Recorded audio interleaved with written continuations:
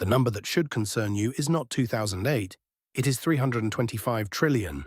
That is the projected total of global debt by 2026. In 2008, when the financial system came closest to complete collapse in modern history, that number was 167 trillion. The world looked at what happened, called it a crisis, and spent the next 16 years doubling the problem. This video is not a comparison of two crises. It is a forensic audit.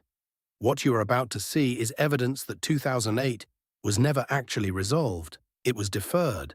The mechanisms that caused the crash were not dismantled. They were extended, expanded, and quietly handed to the next generation.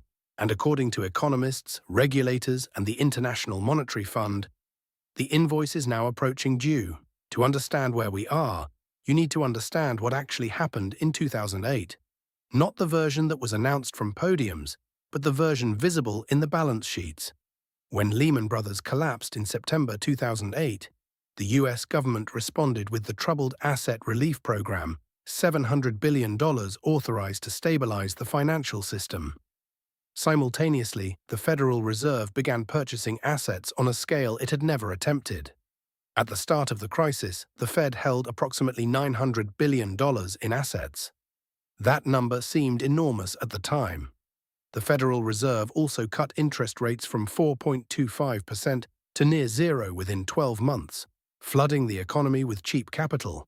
The logic was straightforward: make borrowing almost free, prevent a deeper depression, and allow the system to heal. What was not announced, and what very few analysts discussed publicly at the time, was the exit problem. Cheap capital does not disappear when the emergency ends. It accumulates. Governments borrow more because borrowing is cheap. Corporations issue debt because the cost is negligible. Consumers extend themselves because rates are at historic lows. The system does not heal. It inflates. By 2024, the Federal Reserve held $7.7 trillion in assets, more than 8 times its pre-crisis level. That expansion represents the distance between where the system was in 2008 and where it would need to go to repeat the same intervention. In practical terms, some economists argue that space no longer exists in the same form. Others dispute that assessment, noting that central banks retain tools beyond traditional balance sheet expansion. But the arithmetic of the situation is observable and public. The same pattern applies to national debt. The United States entered 2008 carrying approximately $10 trillion in federal debt. As of January 2025, that figure had surpassed $36 trillion, a 250% increase in 17 years. The 2008 bailout, the 2009 stimulus, the post-2020 pandemic response, and continuous deficit spending each added layers. Each layer was manageable at near zero rates. Rates are no longer near zero. In 2025, the Federal Reserve's benchmark rate remained above 4%. This matters for a specific mechanical reason. In 2008, the emergency lever was the ability to cut rates sharply and immediately. That lever moved 4.25 percentage points in 12 months, injecting relief throughout the system. As of 2025, that same lever has far less travel. Some analysts describe this as the system entering the next potential crisis with one hand already occupied. Here is the reframe that changes everything you have just heard. The concern is not simply that debt is larger. The concern, as articulated by multiple analysts and formally documented by the IMF in October 2024, is that the debt has entered a refinancing cycle at exactly the wrong moment. Global corporate debt stood at approximately $8.3 trillion in 2008. Projections place it above $18 trillion by the end of 2025. Of that total, an estimated $4.5 trillion in corporate debt is scheduled for refinancing by 2026. This debt was originally issued when rates were near zero. It must now be renewed at rates that are dramatically higher. For companies carrying significant leverage, the difference between refinancing at 0.5% and refinancing at 4.5% is, in some cases, the difference between solvency and default. This is not speculation. This is contractual mathematics visible in public filings.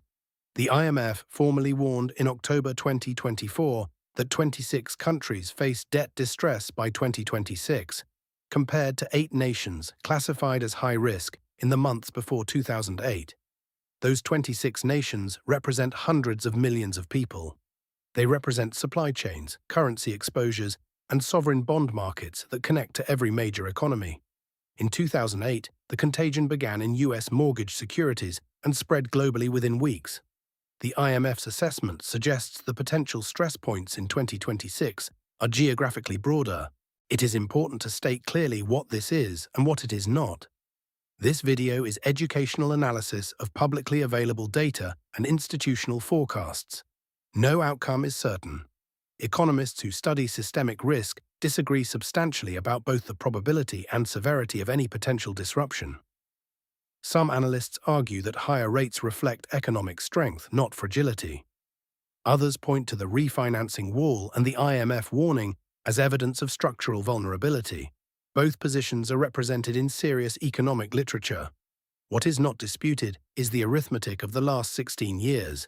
The 2008 crisis produced responses that were necessary in the short term and costly in the long term. Interest rates held near zero for nearly a decade trained borrowers, governments, and markets to price risk as if cheap money was permanent. It was not permanent. The adjustment to that reality is now underway, and $4.5 trillion in corporate debt must navigate that adjustment within the next 12 months. The people who paid in 2008 were not the institutions that caused the crisis. 8 million Americans lost their jobs between 2008 and 2010, according to Bureau of Labor Statistics data. Approximately 10 million households faced foreclosure in the years that followed.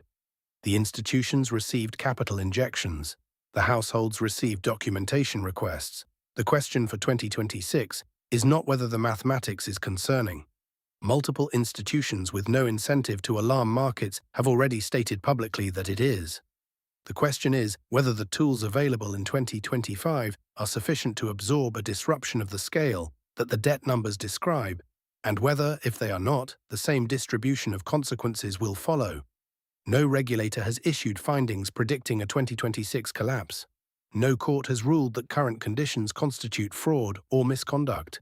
What exists is a publicly documented set of structural conditions that serious institutions have flagged as warranting attention. What you do with that information is your decision. So tell me in the comments, if 2008 was solved by deferring the problem and the tools used to defer it are no longer available in the same form, what do you believe happens next? And more importantly, what are you personally doing about it?